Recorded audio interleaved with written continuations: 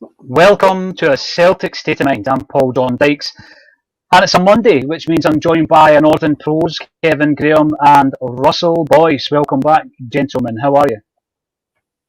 I'm very well, thank you. Thanks for having us on again, Paul. Hope everyone's had a good Christmas. Yeah. Well, aye. On you go, Kevin. On you go. Tell us about your Christmas tales. Well, my Christmas was fine. It was lovely. 2 days worth of turkey. Watching the telly, playing with the Wains. It was great, man. That's what Christmas is all about. Obviously a bit different this year, and it's been a bit of a strange Christmas this year for myself, family-wise and that, But aye, it was all right, aye. It's Christmas now. Good stuff, Kevin. And obviously we are doing the recording in the cave, back in the old lockdown cave today until we get back into the studio. I'll be working out of the studio, but obviously I'm on my Christmas break, which is why I'm doing it. And that is not the obligatory bookshelf to my left. I was just saying that to Russell and Kevin before we came on. Not pretending that I'm intelligent by lining up the books. This is where I do my work when I'm at home. So there you go. So Kevin, plenty to discuss. Two big games coming up that we're going to have to discuss just now, because obviously this is our Monday afternoon slot. So I won't see you guys again until next Monday. Unless, Kevin, of course, you're going to join me for the game on Wednesday night. I'll join you for the game on Wednesday, no hassle. Remotely, of course. You'll be joining me remotely, Kevin. Remotely, yes. Now, last week you two guys ran with it. I thought it was an excellent show. I was at that stage where after 24 hours of looking at a screen, my eyes were burning. So Kevin and Russell, I just thought the pair of yous were great last week. So thanks very much for stepping in. I'm pretty sure there will be other occasions where you need to do that on a Monday afternoon after a couple of big shifts at the weekend. There's plenty to discuss. We're going to talk about the games first because, Kevin and Colin, after the game on Sunday, you were criticised, Kev. You were criticised, not Sunday, Saturday, for your negativity. How dare you have an opinion that isn't that Celtic are going to win 10 in a row and we're going to steamroller over everybody? I mean, I disagree with you. I think that Celtic will get a more positive result at Ibrox. But how do you answer that criticism, the fact that you have been called negative because you were saying that the best we can hope for at Ibrox is a draw? Look, I can understand where folk want to actually go away, but I'm not going to go out in my back garden and set off fireworks after a week where we've been taken to extra time by a championship team and we've beaten the two worst sides in the top flight in Scotland. Look, for the majority of this season, we've been like a confused pensioner that's got on a bus and it's ended up going the wrong way for him. Two results against the two worst teams in the SPFL didn't make it great. It doesn't make it great for me, and I'm not going to go off my head and go. We can now go to what has been for the first half of this season the best team in Scotland and win, to our hardest away game and win, where I've actually seen nothing. Where I've actually seen nothing to say that we can actually do that. Look, I want us to actually go and win at Ibrox. I want us to go and get a decent result, but I just haven't seen nothing. I haven't seen nothing for this coaching staff or the players to actually say we can go to our top level, our massive level. I mean, what Celtic are Neil Lennon Celtic, the coaching staff Celtic, what they seem to have actually, what they be is, this Celtic team have got a massive high ceiling, but they've also got a very low floor. And actually this season, this floor has disappeared and we've found a basement that we didn't ken that we had in our house. It's like that basement in the Pulp Fiction that Bruce Willis discovers. So I'm not going to actually be anything but a realist and actually say, if we go to Ibrox on the 2nd of January and get a draw that keeps us a slim hopes of winning this league intact, and they are utterly slim hopes, then I'm going to be over the moon, and hopefully January proves to be a turning point from us. But I'm not going to go over my head. I'm not going to go mad over beating the two worst teams in the SPL. I'm just going to say, gentlemen, I'm getting some feedback that my sound is rank rotten. I'm a stickler for sound quality, so I'm going to drop out monitor and let Kevin and Russell run with us, and there'll be no complaints because the guys were brilliant last Monday, and obviously I'll get it sorted out by tomorrow, even if I need to go into the studio. So thanks for the feedback. It's quite clear that you don't want me in on a Monday, gentlemen, so I'm going to have to drop out and leave it to the professionals. Oh, cheers for that, Paul. So what do you think, Russell? What's your thoughts been over the last week? Because I think we need to have a look at Hearts, Ross County and Hamilton as 3 games.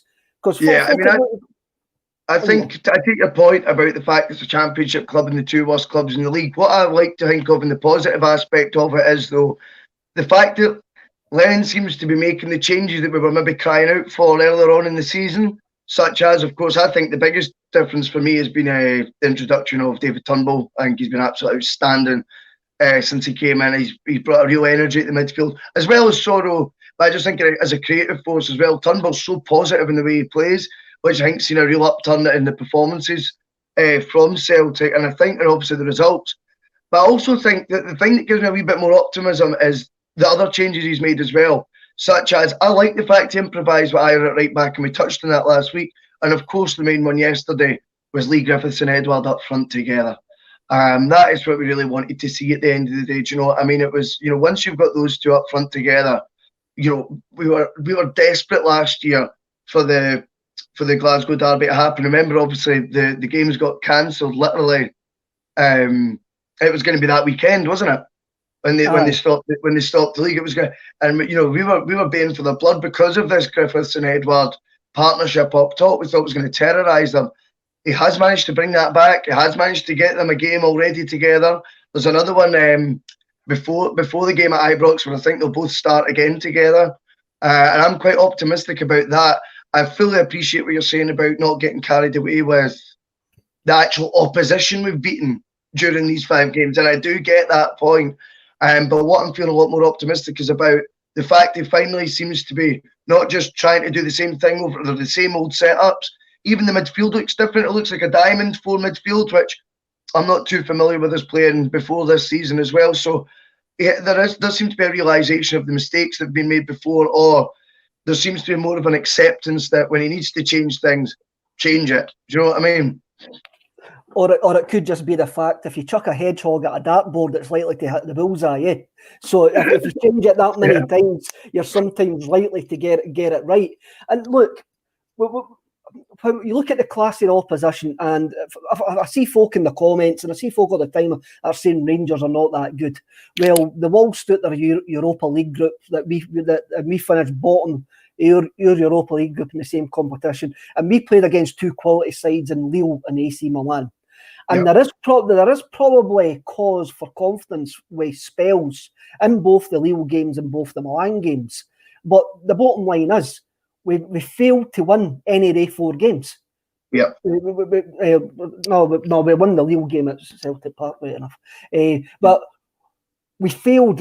We were 2-0 up in Lille. They brought it back to 2-8. If that game would have lasted 10 more minutes, we were losing that game. Against Milan, we went 2-0 up and completely collapsed right away as soon as they scored. And that's a worry that I've got. I've got a worry that the mentality of this team has had over the last 3-4 seasons is no longer there. And that's my worry. And my worry is that the coaching staff have tried absolutely everything to get that mentality back, and it's not going to come back. It's almost as if this team has just run its course. And that's that's where I'm coming from. Now, I want us. Now, if I'm doing the match day at Ibrox, sitting here in my kitchen, I'll be sitting here going, I reckon we can win this game because I am a fan. But deep down, if somebody's going to ask me, what's your real opinion? I'm going, well, if we get away with a draw at Ibrox, no matter how badly or how well people think Rangers are playing, I'm looking at ourselves. We've lost 3 goals against a championship team, and we've struggled for spells against Ross County, and well, I thought Hamilton was not a bad performance. But we're playing against teams that are not in the same league. Not in the same bracket as what Gerrard and Michael Beale and Gary McAllister have got a Rangers side.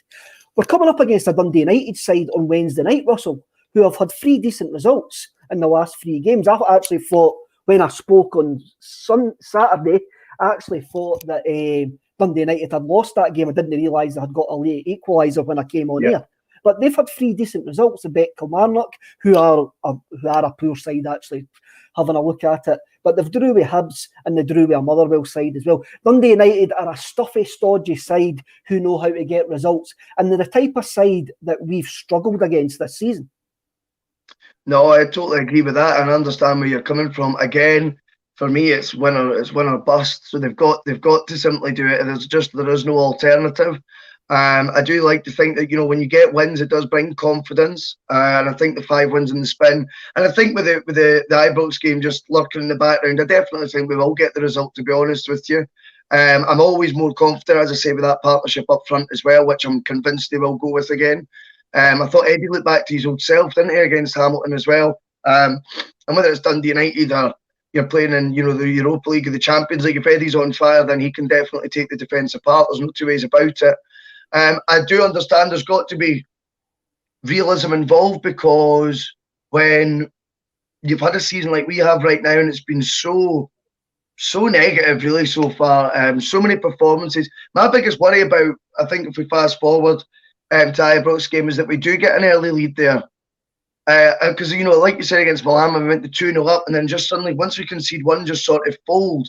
I'd like to think we've eradicated that, and that by getting wins sort of helps to sort of stop that being the norm. And it'll be a really big test in that match. But as for the Dundee United game, I think it's obviously so critical that we do win it. I think we will, to be honest with you. I'm quite confident about that one. We don't even need to go as far back as the AC Milan game, Russell. I mean, we were 2-0 up against a championship team in a cup final, and as soon as they scored, you saw that we were going to collapse. And for the life of me, I can't see Liam Boyce and Gary Naismith, I was going to say there, and Stephen Naismith getting into that AC Milan side, who are currently top of Serie A after beating Lazio 3-2. It was a great game. I actually watched it. It was a fantastic game. So our frailty is there. And if you go back to the game against Rangers earlier on in the season, as soon as we lost the first goal, that was us. We were gone. We were mentally gone. And that's where I'm worried about. I like us at Hamilton at the weekend as well. I wanted an early goal. And I was one of the ones at half-time who was still quite positive, for all you who actually think I'm negative all the time. I says, I think we'll score early in the second half. I don't think this performance is that bad. We're doing what we should be doing against a team which is down the bottom end of the top of the league, who haven't won at home for 3 games. We're pinning them back. We're actually creating no bad chances. But our frailties are still there. Our problems are still there. And I'm worried. I'm worried about any game we go a goal behind in now. I know what you mean. It'll be interesting to see what they do with the defence as well, because obviously we had Near Bitten playing at the weekend, as the commentator kept calling him. But I mean, I don't know. That seemed a wee bit left field for me. I thought he was trying more to settle with the Julian Duffy thing. I'm not sure if I don't know what the script is with Duffy, because he was on the bench, but apparently he's not fit. Is that right? I don't know. If he's on the bench, then he's got to be fit to play some part. That's the way I look at it. I know I say I was a bit different with Brown, but Brown's have got a completely different orbit in that Celtic team. But Brown needs to be in and about that dressing room, and I think that's been proved time and time again. I would think if Julian was back and Duffy was fit, I would want to see Duffy, Julian, and Ayer play and Taylor. Ayer right back, Duffy and Julian as a partnership, and Greg Taylor as a left back with Hazard behind them. And that 5 have got to play on Wednesday night against Dundee United. Yeah, no, I totally agree with that. I totally agree with that completely. We're getting subbed off already, Paul. I think. Can you actually hear me? Can you hear me? I can hear you. I can hear you. Aye. Is that better quality? Can some of the people tuning in tell me if that's better quality? I've got microphones at the boxes here just to see if they're getting the last one. It's still crackly at my end. Yeah. I'm pretty sure they'll tell us pretty quickly if it's gash. But anyway, still crackly, PJ. Oh, dear me. Listen, I know where I'm no right, so you guys keep the chat going. It's rotten. Thank you very much. No problem. I'm just dying to get involved here. I'll have beer again. Oh, there we go. That was like a substitution that was going to get made there, and you score, and the sub gets his top back on. And has to go and sit back down. You're not getting on the day, pal. You're not getting your appearance bonus. Now, Michael the boy is this. What I will say to the viewers, and I said this last Monday as well, I haven't got the ability to put the comments up, so Paul will be doing that in the background because he's in the back still producing the button, pushing the buttons. So Michael the boy, the comments up there, Sorrow or Brown for Ibrox. I'll give that one to Russell. It's a tricky one, isn't it? What I would say is, when Scott Brown, I think when we were all picking our team for the Scottish Cup final, we all were kind of leaning towards Sorrow because of the 2 games previous that he played so well in. Neil Lennon, it turned out, did get it right by playing Brown. I thought Brown's first half was as good as I've seen him all season. Like I said that last week. Can you get that same performance out of him? Even if it means it's only for the first half or 60 minutes at Ibrox, set the tone, set the agenda, have a lead, take Brown off, bring on further energy with Sorrow for the final half hour. But, we could be in front by then. It might be brilliant to be able to do that, Sorrow's not really put a foot wrong, though. And I think you need to look at that. I can't think of any mistakes he's made so far when I've watched him. Any glaring errors anyway. It's very difficult to leave someone who's in good form, having such a positive effect on the team, bringing much needed energy to a midfield that I think deep down we all felt had went a wee bit stale this season, looked a wee bit out of ideas. Now, like I've already said, I feel Turnbull's the creative one, the imaginative one, and the one who's just got a wee bit of magic about him, do you know what I mean, who's capable of something out the ordinary, and has just got a real bit of self-belief about him right now, which I love. But you've got to give a lot of credit to the part that Sorrow's played in that as well. He is a real buzz bomb in the midfield. He's full of life, full of beans. He's always manages to get his toe round a player's leg to try and win it back. He seems to have legs that can bend the other way. Do you know what I mean? It's quite impressive. His passing's very direct, always on the deck, very often going forward as well. And I think without being overly critical, a lot of the opportunities Sorrow takes to play it, to fling one along the deck 10 yards is the option that Brown would have went sideways at times. You can see it. Do you know what I mean? Brown would be picked the safer option, whereas Sorrow's probably looking at it going, it's not even that big a risk, the passing play. Let's just get it forward. I think there's a great argument for both. The one thing I will say is we know there's no sentimentality coming into it. If Brown does start at Ibrox, it will be a footballing decision this time, and that'll be based on the performance he put in the cup final. Do you know what I mean? But again, of course, he's got to be fit. He's got to be fit, Kev. Do you know what I mean? Obviously he's out the last game with an injury. You can't be rushing back a 35-year-old Scott Brown for a Glasgow Derby. You can't just be doing that. Do you know what I mean? It's got to be based on his previous performance and his performances in training. I think the decision gets made easier if Sorrow isn't fit. If Scott Brown, and I'm just getting interrupted by a 2-year-old there. I think the decision is made easier for Neil Lennon if Scott Brown isn't fully fit and he's only fit enough for the bench.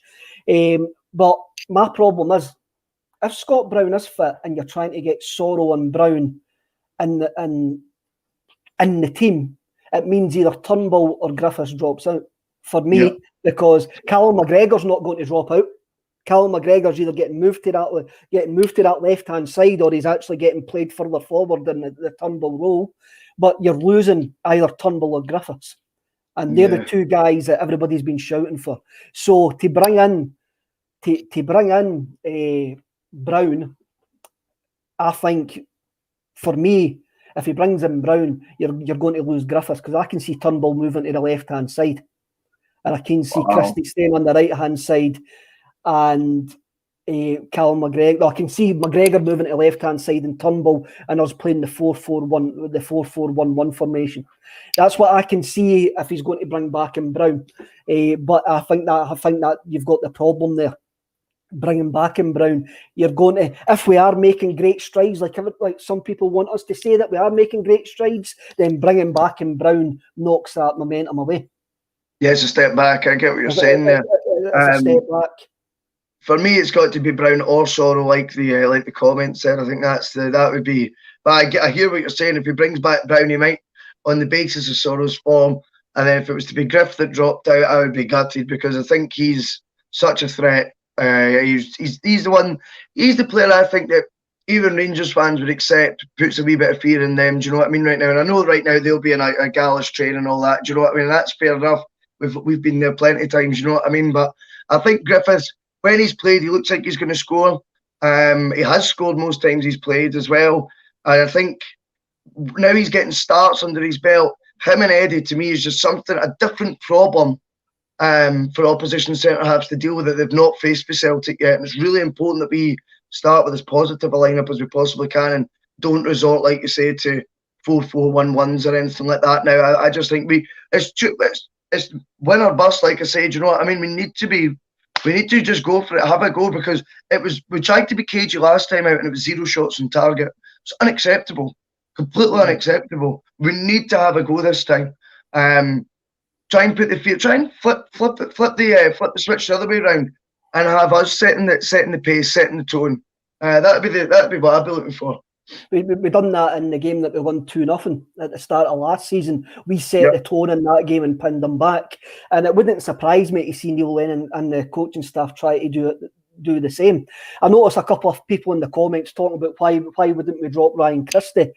And I do get why Ryan Christie is a sort of Marmite character with some of the Celtic support, but I can't see Neil Lennon dropping his energy for a game at Ibrox. I just can't. So I would see Ryan Christie playing on that left-hand side, the right-hand side all the time. I can't see Ryan Christie getting dropped.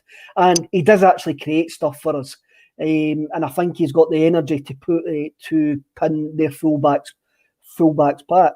Now, Aero 250 says, mine last season when everyone wrote us off at the winter break, they collapsed under the pressure. Beat Dundee United and then the pressure will mount. That's what they've not experienced yet. I completely agree, but I still think that even if we do get a result against them at Ibrox and we do beat Dundee United, until we're level on games with them and it's a level playing field, then they won't feel any pressure. Until it's down to they haven't got any snookers.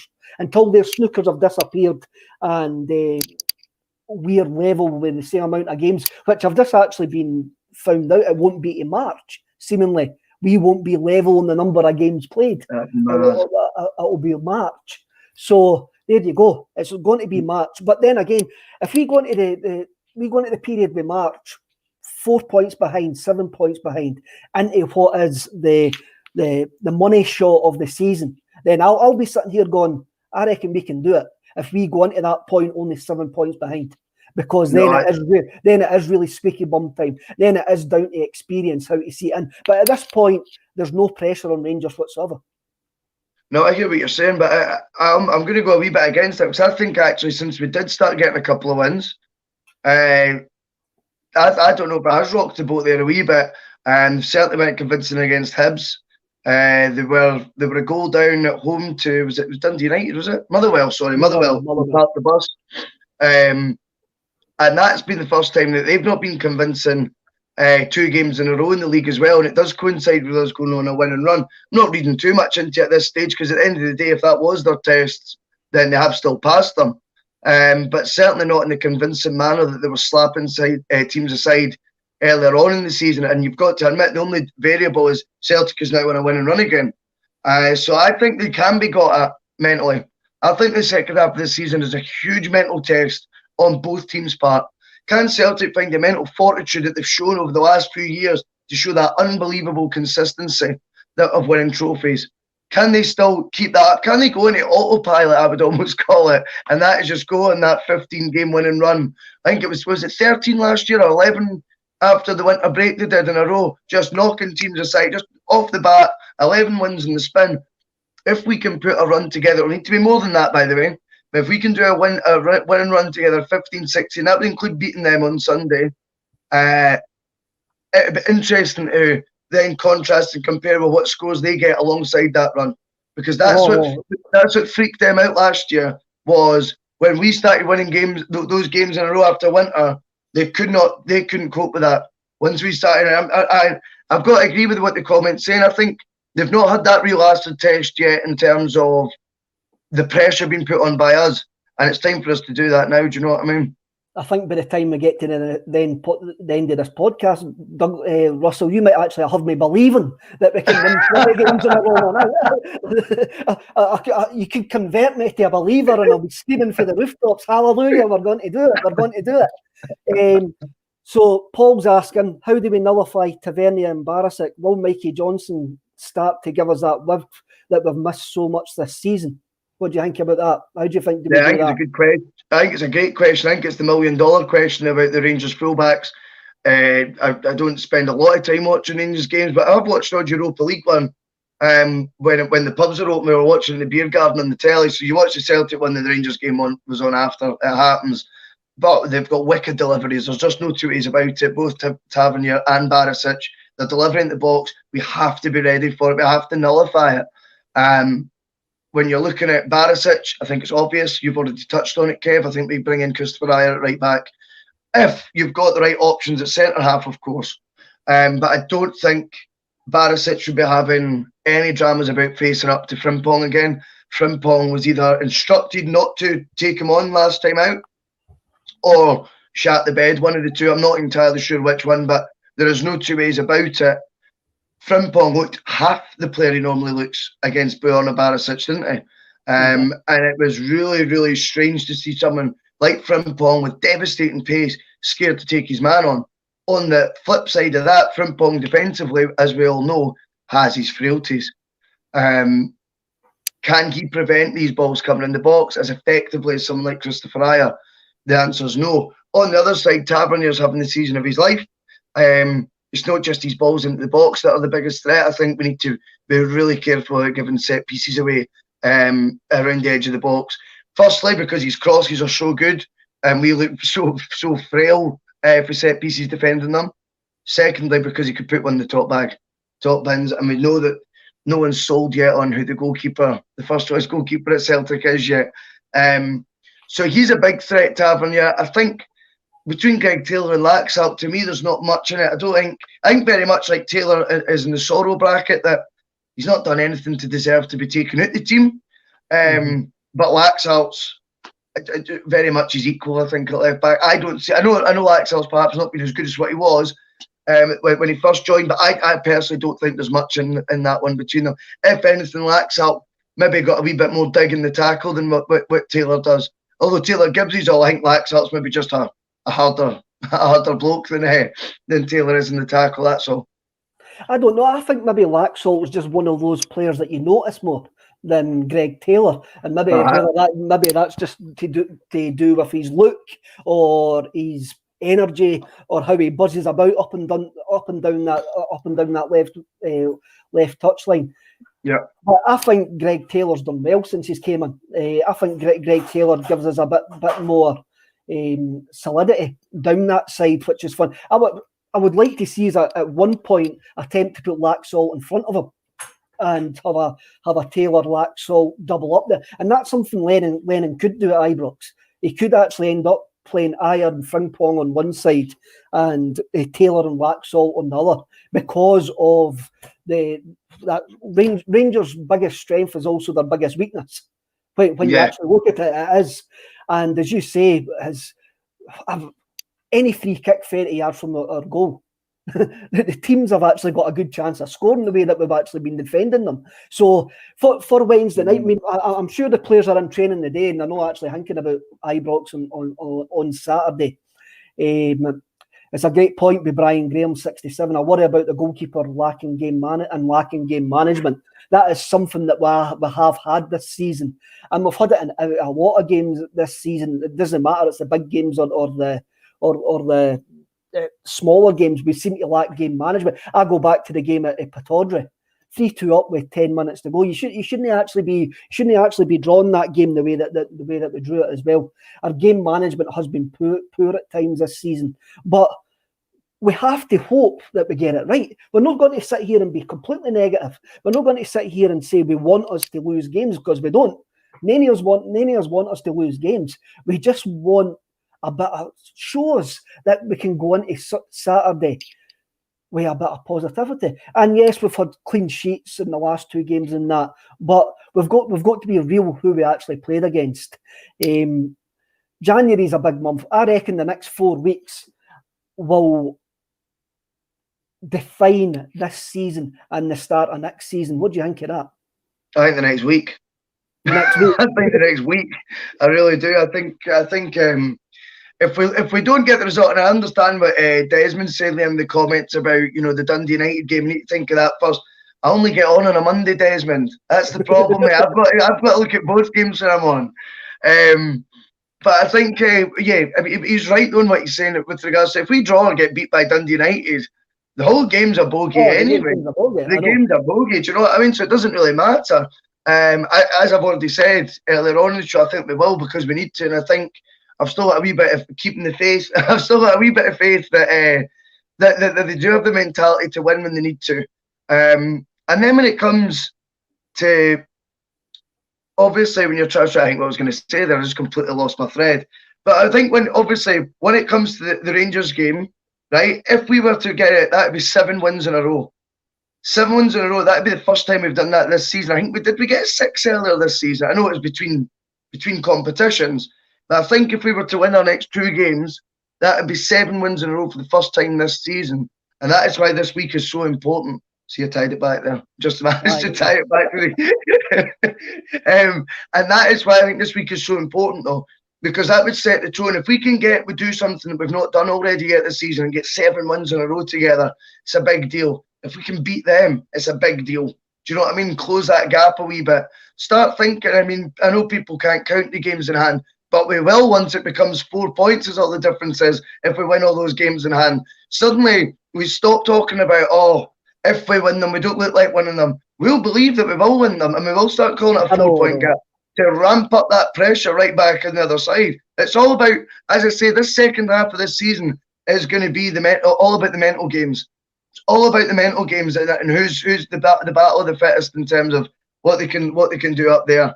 And obviously we know who's got form for crumbling in the past, but no one could have foreseen Celtic's crumble this season that when they had that 2-12 spell. No one could have envisaged that happening either. So we don't know how it's going to pan out.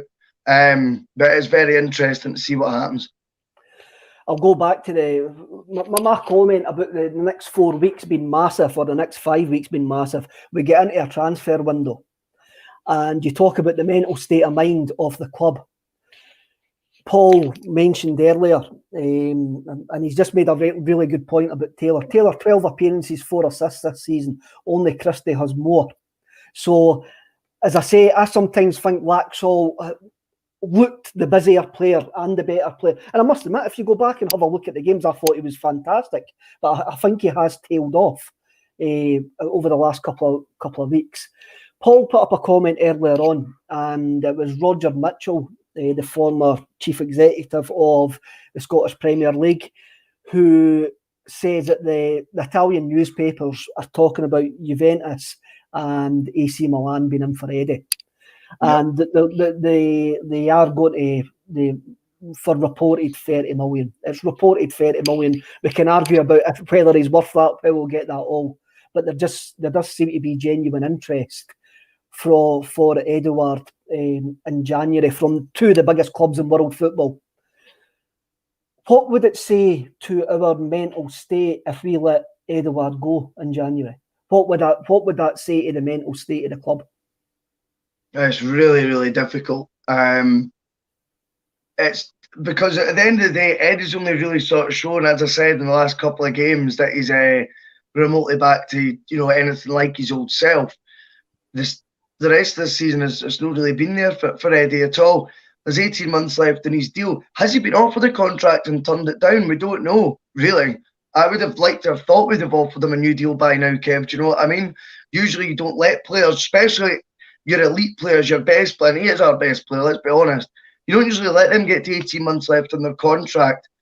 £30 million, however, is a lot of money for an SPL player SPFL player, I should say, with only 18 months left in their contract. Business is business. What does it say to the mentality? It would say, I don't think it is as much of a white flag. It would all be about when in the window they sell him, right? So I'm going to be a wee bit cagey with my answer here, but I think when they sell him would be important. If they sold him for 30 million the last day of the window and no replacement, that would say a lot of negative vibes about the mentality, and that they don't really think we're going to win the league. If they do it at the beginning of January and give Lennon a healthy chunk of that to go out and bring in someone who can lead the line for the next 3, 4, 5 years, from wherever that may be, you would like to think, as we always say, they've got contingency plans, although we're not quite convinced that they do. But if they do, if they were to sell him early in the window, I wouldn't have that much issue with it if you were talking about numbers like £30 million for a guy who's perhaps looked like since the start of the season his heart's not really in it anymore and is inevitably going to leave in the next 18 months anyway. But if you were to sell him at the end of that window, yeah, it wouldn't be a good sign to the supporters. It wouldn't give. We maybe would get a replacement in, but we would all then call that a rushed piece of business and not exactly who Neil Lennon's number one target is. And yeah, that could set the tone for a lot of negativity as well. It would, but then football's football, business is business, and I'm not trying to bring down the tone. Again, you were really positive there, and I jumped on your positive bandwagon, Russell. Yeah. But this is a question that's going to need to get asked, because it's going to be every single day in January.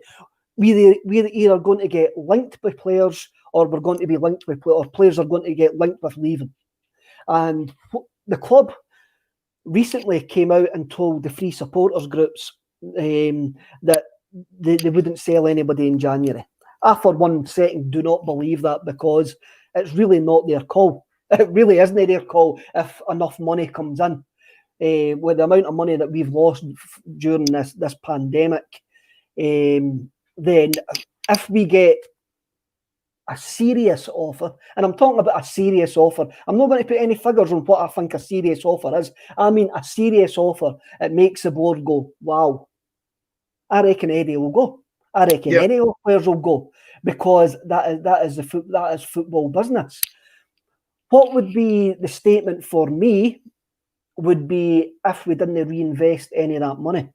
Yeah. And if we believe that Kamala and Ayeti and Griffiths are enough to see us to the end of the season, that would be a serious raising of a white flag to me. But what I would actually say is, we're always told that January is a really, really tough window. January is a really, really tough window, and you can't get decent players in January. And it wouldn't surprise me one little bit, knowing the way that we work as a football club, if we sell Eddie to make up the massive hole for the lack of Champions League money and the lack of supporters being in the ground. And we get sold the narrative that we've spent £5 million on his replacement and he's sitting on the bench and Albi and Ayeti. I think we'll actually go down that route. If Eddie leaves, I think we'll get spun that, and we'll sign a goalkeeper, a right back, and a wide player. I don't think if Eddie goes, we'll replace Eddie. And that's not me being negative. That's just me looking at a real business point of view. Yeah, you think they already did it when they signed Ayeti in the first place? That was with one eye on Edouard perhaps leaving in the summer window. Aye, I think Ayeti's already been signed as his replacement. Yeah, I mean, well, Ayeti's he's a conundrum to me. He really is. I don't understand. He looked deadly when he first joined. He looked, despite the fact that there was the whole match fitness element to him. When he played, he just looked like, I was like, well, he's got the predator instinct, so that's what we're looking for. And then he seems to have fallen away badly. And again, he can't get match fit because he can't get on the pitch now. But he does. I mean, he doesn't look as motivated, I don't think, when he comes on as what he did before. A couple of shots of the camera on him in the game against Hamilton, and he did just look a wee bit despondent, in my opinion. And I don't know if he's a work in progress. I think with Klimala, I think the fact of the matter is he's doing exactly what we expect now with Klimala. I don't think he's ever going to be the answer to be a first team regular. I think he'll always be someone who when we're 2-0, 3-0 up, will come on for 10, 20 minutes just to give him a run out and to prove that it wasn't the biggest waste of £3.5 million ever. But he's never gonna make it as a regular. I'd be extremely concerned if the Italian reports are true. We're bringing in as much as £30 million for Odsonne Edouard, and the replacements are already at the football club. That would gravely concern me, Kev. It would gravely concern you, but then if I was playing devil's advocate here, which I've got to do on this podcast at times, yep.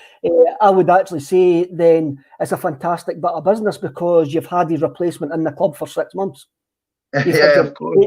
You've had his replacement in the club for 6 months to get bedded in. So you're not bringing in his replacement right away and hoping that he's going to hit the ground running. Your replacement's already there. Michael commented on the painting behind me.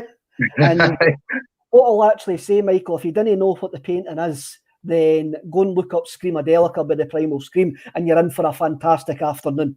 No, Wayne did the paint. So Terry Tibbs, we're not getting 30 for Eddie. Is that £30, 30 notes for... Seemingly Terry Tibbs is a second-hand car salesman, so is that £30 for one of your second-hand cars, Terry? I'm actually looking for a used car, so I might actually contact you after the show. In my opinion, Dembele was twice the player, and we only got 20 million for him, which is true. And we don't know what the sell-on clause is for Dembele yet. So he has got a point. He has got a point. I think Dembele was a more complete player, but I think Edouard's got the more skills in his locker to actually go higher than Dembele. And what I'll actually say, and you can shoot me, but dinna at me with this, I reckon both these players will leave Celtic and end up with champion. I reckon Dembele and Edouard will both have Champions League winner medal by the time they finish their career. I believe that. And I don't like that. If that's wrong, that's wrong. See, I think we get bogged down on saying we only get £30 million for him. We only get £20 million for him. That's not for us to say. We'll sell him for a deal that the club think is a good deal. It doesn't matter if we think it's a good deal or not. If the club believe it's a fantastic bit of business, they'll do it. And you've got with Edouard as well, you've got the supposed 40% sell-on fee to PSG as well. So I think we're getting to the point. I believe that Ayet has already been brought in as a replacement.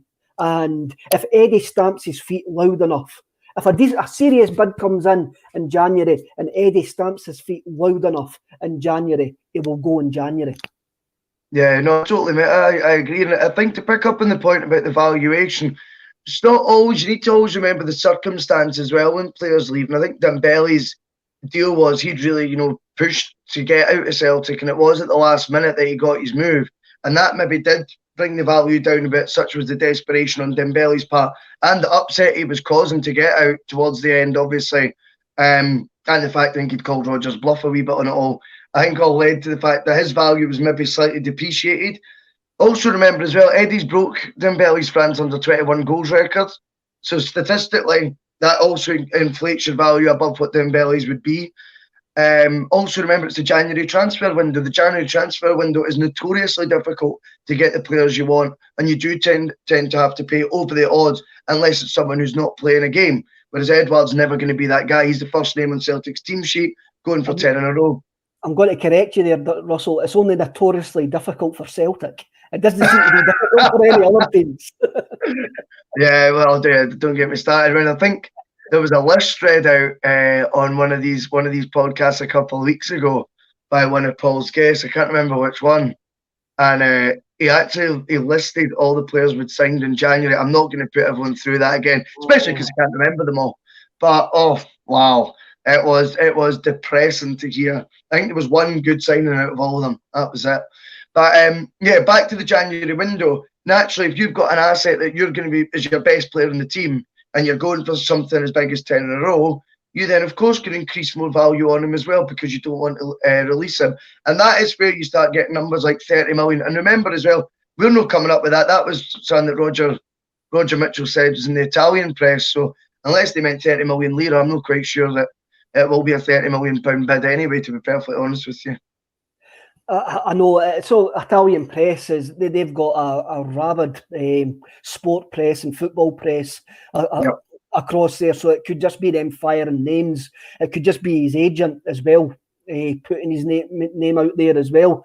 And if I go back to my really being really cynical, maybe his upturning form is because his transfer window's coming up, and he could have a fantastic 2 games. We want him to have a fantastic 2 games. We want him to be fantastic to the end of his Celtic career, whenever that's going to be.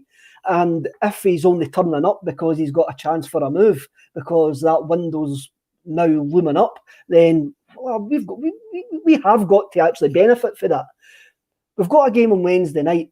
I'm going to go back to Paul. Not that Paul's ever mentioned this, that me and him watched the Lazio home game with Andrew Innes for the Primal Scream last season. Me and him, and he did spend the whole evening calling Lazio.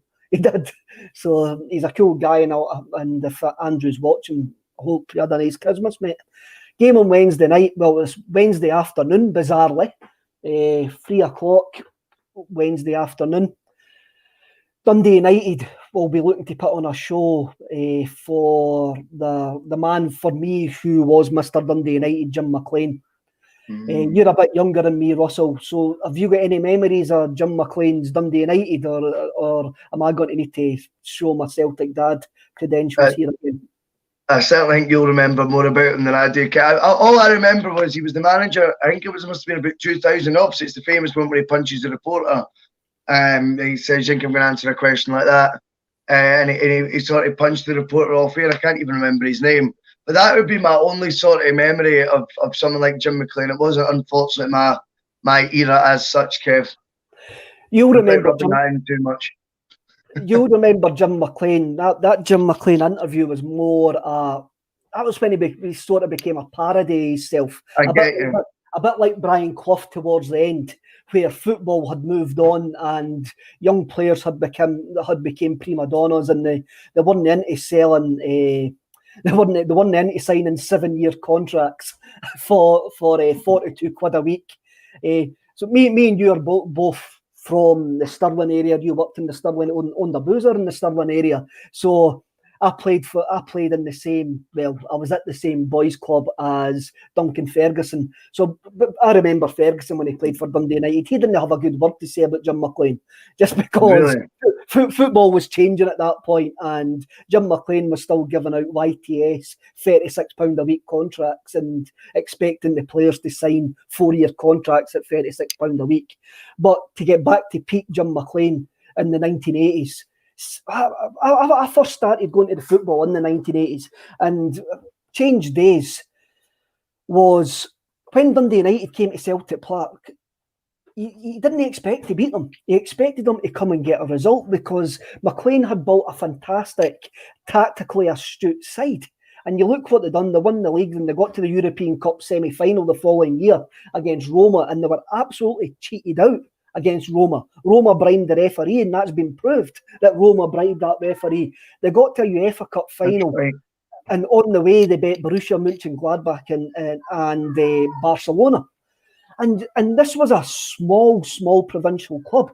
This is a club which, before Jim McLean turned up, didn't have any history whatsoever. And if there's any Dundee United fans out there, you can jump on it. But for me, what Jim McLean maybe done with Dundee United outshone what Alec Ferguson done with Aberdeen, because I think Aberdeen were a bigger club than what Dundee United were.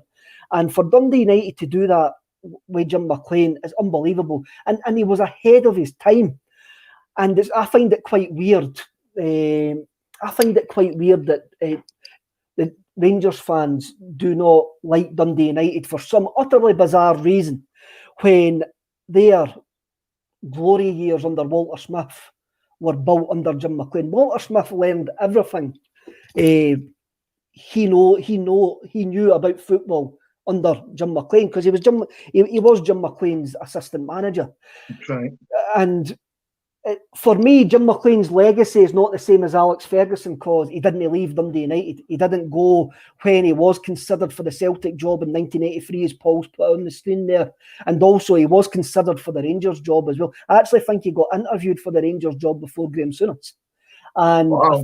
I think if Jim McLean had left Dundee United, he would have been the same as Alex Ferguson, aura-wise. The thing about Ferguson was an old-school manager as well, but Ferguson changed with the times, and maybe that's my one doubt I maybe had about McLean. But then again, he was in the same scenario, he was in the same environment, he was in that Dundee United. He never left Dundee United. One of my main memories about Jim McLean was towards his end, the end of his management time at Dundee United, and he used to be in that wee director's box with the phone. That wee glass box. He wouldn't go to the dugout because he couldn't get a decent view of the game, and he would sit in that wee director's box, and you would actually see him raging at the phone, and he would be punching the phone down and all of that. So a Celtic State of Mind would like to pay respects to Jim McLean, who is one of the legends of the Scottish game, and our thoughts and our prayers are with his family at this what must be a really difficult time for him, especially at this time of year. Now, we played Dundee United on... Since Jim McLean's left, Dundee United have been a sort of yo-yo club. For me, I love going to Tannadice. I think Tannadice is a great, it's a great away day. We've got them at home the other night. We've got them at home on Wednesday. Mickey Mellon sets his team up a 3-5-2. They're difficult to beat, and they can grind out results. What would your team be on Wednesday, Russell? I think the team on Wednesday, I would be definitely looking at the back to find out, obviously, with it, like we touched on earlier, who's fit and who's not. What's the story with Shane Duffy? Because I think I would rather have Duffy. I know he's, for whatever mistakes he's made this season, I would definitely rather have him playing in the Glasgow Derby at the weekend. But to do that, you need to have minutes in your legs. And because he didn't obviously play a part against Hamilton, I would definitely be looking to try and get him back shoehorned in the team. Because I can't see Beaton starting at Ibrox, to be totally honest. I don't see it happening. So I would like to think Duffy will play. I hope Julien's back, because I would like to play Julien. I would like to go with the back five that you actually suggested. Give or take, Taylor relax out. I appreciate the assists and all that, but I would still go one of the, either or in that position. I'm not too fussed. Ryan Christie's an interesting one for me, because I don't think he needs to play. I think he's been less effective, but I think he's played a heck of a lot of minutes this season, club and country. We all know that. I don't think Lennon was happy that he played the 3 games in that last international break. He started all 3 for Scotland, didn't he? And I think he might benefit from coming out the team for this one. I appreciate the creative force that he is as well, though. It's not an easy decision to leave him out. But there are other options there, and obviously the interesting one that Paul touched on was start Mikey Johnson. Because Mikey Johnson could be a very interesting weapon for the next game as well. I'm sounding a bit presumptuous here that we can just do experiments in this game. I don't mean it like that. I think you need to manage the team properly for both matches that are coming up in the next sort of week or so. And I think Johnson would benefit from a start, definitely. And I think he looked quite quite fresh when he came on as well. Anyway, Christie, I think definitely for me would benefit from not starting. In the midfield, I would definitely be playing Sorrow and Turnbull. I don't think there's any two ways about that. I think that's a stick on. And then on the left is an interesting one again. I don't know if El Yunusi, I think, is looking like he's going to be an impact sub between now and the end of the season. Would you agree with that? Brown, I think Scott Brown needs to be in and around the squad, and it's interesting what you say, what you're mentioning, squad management, and we've never seen decent squad management this season. Christie has played a lot of games. Would I see Frimpong on that right hand side? I would only put Frimpong on that right hand side on Wednesday night. It's Wednesday afternoon. It's no Wednesday night. It's I would only see that if Ayer's behind them. I think they can make maybe one or two changes in the final third, midfield final third, but our defence, the 5 in that defence has got to be the defence that's going to play at Ibrox. Yes, I agree with that. Donny Boy 67, glad Kev's no Celtic manager. I'm glad I'm no Celtic manager either, because it would be absolutely horrendous, and I've got no doubts about that. So I would maybe say a couple of changes. Griff needs game time. Eddie needs game time. Mikey Johnson needs game time as well. And that's the three things that we've got to look at. Sorrow and Turnbull need game time also. So that they're the five that I've got to play, and also the ones behind. So I can't see him making too many changes for Wednesday night. But because basically his squad management has been atrocious all this season, I've got to go back to Falkenhoof. What I actually says is Alex Ferguson changed with the times, and I couldn't see Jim McLean doing it.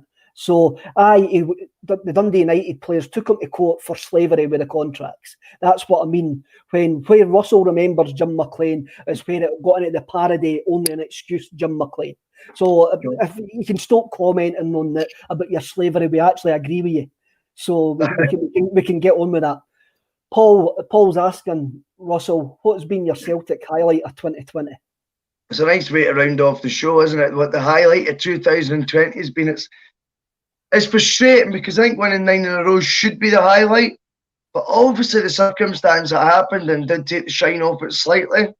I still think it is the highlight, to be honest with you. I think that run in general, where we came back from, a place at the new year where we were a bit concerned that the wheels were falling off a wee bit. Well, maybe not the wheels falling off, it's a bit extreme, but we felt that we were under the cosh.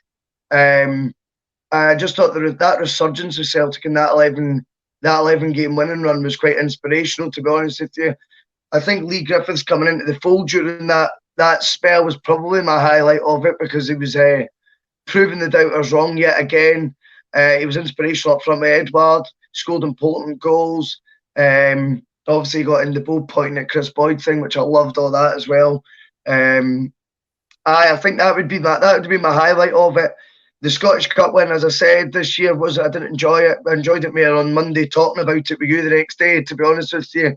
Even when we lifted the trophy, I wasn't even smiling. I was just a nervous wreck, stressed out. So I'm meant to be the negative one here, Russell. I know. It was just one of those days. There was just so much that was happening. It was I didn't enjoy that like I should have. I don't think. So I would definitely say the 11 game run when we came back would be my highlight of the 2020 with Celtic. My highlight has to be winning the quadruple treble. I think that cup final last week completely topped off what I think is the end of the era. I think that bookends it, and I think I was thinking to myself, like, we done a podcast with Aaron Boyle from the Kano Foundation, and I says on that podcast that the amount of trebles that we've racked up is more impressive to me than winning all the league titles. Just because what we've seen in the last 6 weeks, getting beat off Ross County and Rangers getting beat off St Mirren, one slip up in a cup tie, to go 36 cup games unbeaten, for me is more impressive than winning the 9 league titles. It's more remarkable than winning the 9 league titles in a row. And I'm not just saying that because we're so many points behind now. I says it a year and a bit ago. I says, for me, this is a lot more impressive than winning the league titles in a row. And I can't change that opinion. I really can't change that opinion. And even though it was a bit strange, the cup final, I mean, celebrating that moment with my dad, because the chances are I would have been at the game if I would have been lucky enough in the Celtic ballot. And mind you, maybe not this year, because I think my name will probably be withdrawn from all Celtic ballots in the future because of my views on the Celtic board in the last couple of months. But celebrating that with my dad, Ayer scoring that penalty kick was perfect. The guy who introduced me to football, the guy who introduced me to Celtic, and the year me and my dad, my mum passed away this year, and it's been really tough during lockdown for all of us. So that point to me is a massive, massive high point. Yeah, and really, I'm mad bothered what ends up happening the rest of this season. But that's not going to get took away from me. That high point's not going to get took away from me in this season. So I've got to say winning the quadruple treble. Just for maybe the whole circumstances surrounding it. And I don't think it'll ever be beaten. I mean, I remember Martin O'Neill winning our second treble in 2000 and thinking that was a massive achievement because that was our second treble in history. And now we've won 4 in a row. And you're going, wow, that'll never get taken away from us. I think it's been proved in the last 6 weeks that will never get taken away from us. Jungle Lion says, highlight seeing Naismith and Halliday collecting their runner-up medals. Very funny. Well, if that tickles your boat, it is quite funny, but I often wonder what happens with these runners-up medals. I wonder if anybody's got the runners-up medals. And it was quite interesting when you watched it because they didn't need to go up and get them. They just went and picked them up for a box because there was nobody handing them out. That's right. I was more happy to see Bruni and Callum McGregor actually picking up the trophy. They were showing that they were together with Lenny as well, telling Lenny to get in, telling John Kennedy to get in. Yep. And that's something that shows maybe the spirit is in the squad. World history. Zinco Vix 8754. Was that the name of a ZX Spectrum? I'm not 100% sure. Was that a name of a failed ZX Spectrum? World history. Our only beautiful club could do that. What a time this is. Truly honoured to witness it. I agree with that. I really, really do agree with that. And as we go to the end of this year, I think only time will make us fully appreciate what we've achieved even more, because we're still in the middle of a storm at this precise moment in time. We're still in a season storm. So Russell, just to end up here, because Paul's going to need to switch us off, or we'll be here all day. What's your prediction for Wednesday night, and what's your prediction for Saturday? Sorry.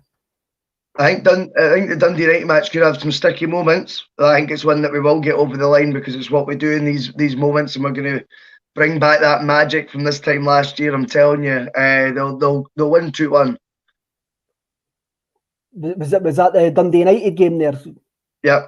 Dundee United. On Wednesday, yeah. What about Saturday? Got to stay positive. I can't say all I've said today and then just suddenly go with the draw, can I? Celtic will win it. It's going to be squeaky. It's going to be 3-2 to Celtic. A lot of goals, mate. Yeah, we'll concede. We will concede, but it's going to be one of those ones we don't know how we've got over the line, but we have. Right. I'm not going to say nothing because I'm going to be doing the Dundee United game. So I'll leave my prediction for the Dundee United game. So I just want to thank Russell for coming on. Paul for his fleeting appearance and his production duties, and all the commenters and all the viewers. And have a great day, everybody. Cheers. Keep the faith. See you there.